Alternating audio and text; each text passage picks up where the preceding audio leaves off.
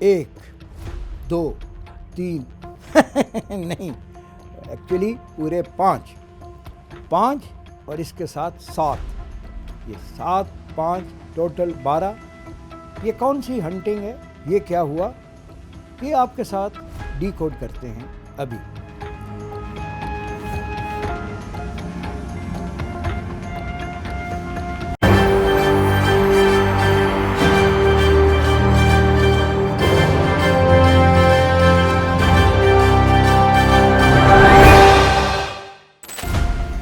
تو ہوا کچھ یوں ہے کہ نریندر مودی نے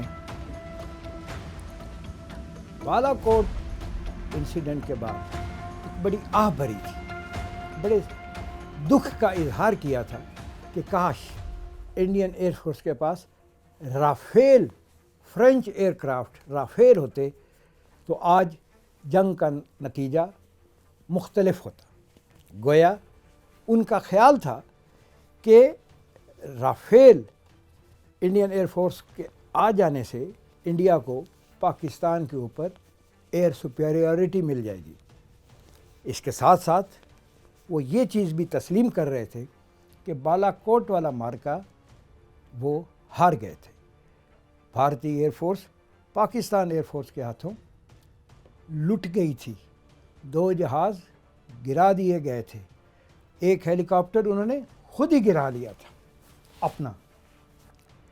تو اب ہوا یہ ہے کہ اس دفعہ جو پہلگام واقعے کی آڑ میں جنگی جنون پیدا کیا بھارتی سرکار نے، اس کے بعد گزشتہ رات آئی اے ایف نے اپنے فائٹر جیٹ، جن کو ہندی زبان میں لڑاکو ومان کہتے ہیں، ان کو فضا میں اٹھایا اور پاکستان کی طرف حملہ کرنے کی کوشش کی۔ لیکن جیسے وہ ایک فلمی ڈائلاگ ہے نا کہ اے بھائی یہ کمرہ تو شروع ہوتے ہی ختم ہو گیا، اسی طرح یہ رافیل بھی اڑتے ہی لیٹ گئے۔ جیسے ہی انہوں نے پاکستان کی طرف پرواز شروع کی، پاکستان ایئر فورس کے شاہینوں نے وہیں ان کو ابدی نیند انہی کے گھر میں سلا دیا۔ Air to air beyond visual range missile مارے گئے اور رافیل اپنے بھائیوں سکھوئی Su-30 اور MiG-21 کے ساتھ ہمیشہ کے لیے زمین میں جا پھنسے۔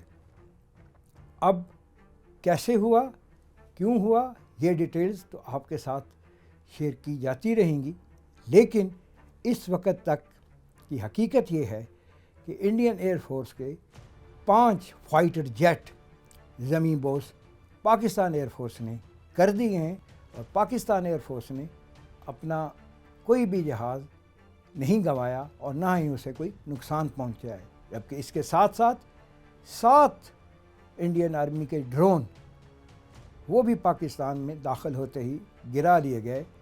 تو یوں فضائی محاذ پہ 5 جہاز اور 7 ڈرون، 12 نقصانات کا سامنا کرنا پڑا انڈیا کو، حسب توفیق اور حسب معمول۔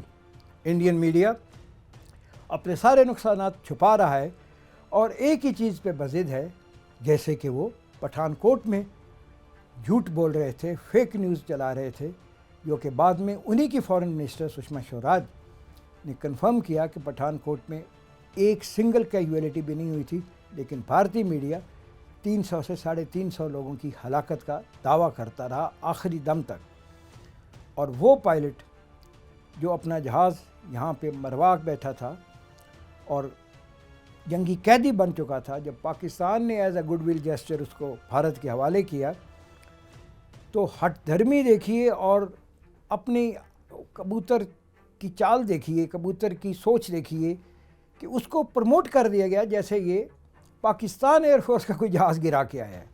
اسی طرح آج بھی وہ یہ کلیم کر رہے ہیں اپنی لوکل آڈینس کے لیے، جبکہ گلوبلی ان چیزوں کو کوئی نہیں مان رہا، کہ ہم نے دہشت گردی کے مراکز کو نشانہ بنایا ہے۔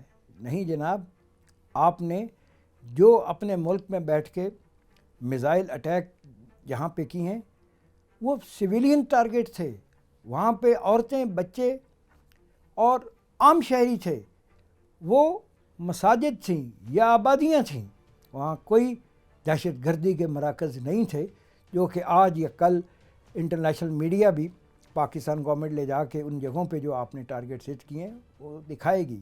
لیکن اس کے جواب میں آپ کو 5 جہازوں، 7 drones, 1 brigade headquarter, 1 battalion headquarter اور بے شمار ملٹری چیک پوسٹ کا نقصان اٹھانا پڑا ہے۔ آج نیشنل سیکورٹی کونسل نے پاکستان افواج کو گو اہیڈ سگنل دے دیا ہے کہ وہ جہاں چاہیں، جب چاہیں، جیسے چاہیں اپنا رسپانس دیں۔ یہ رسپانس کمپوزٹ رسپانس ہے۔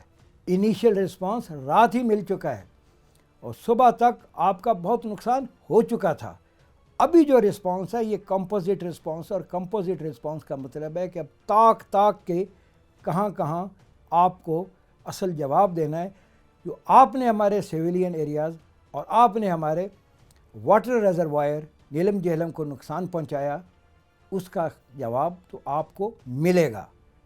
کب ملے گا، کہاں ملے گا، یہ آپ کو بعد میں پتہ چلے گا۔ اس میں سرپرائز ایلیمنٹ بھی ہوگا اور اس میں choice of place and time ہماری ہوگی۔ تو جب یہ رسپانس، یہ کمپوزٹ رسپانس دیا جائے گا، وہ کیسا ہے، کب ہے، کیوں ہے، یہ ہم آپ سے ڈی کوڈ کریں گے اس کے قریب۔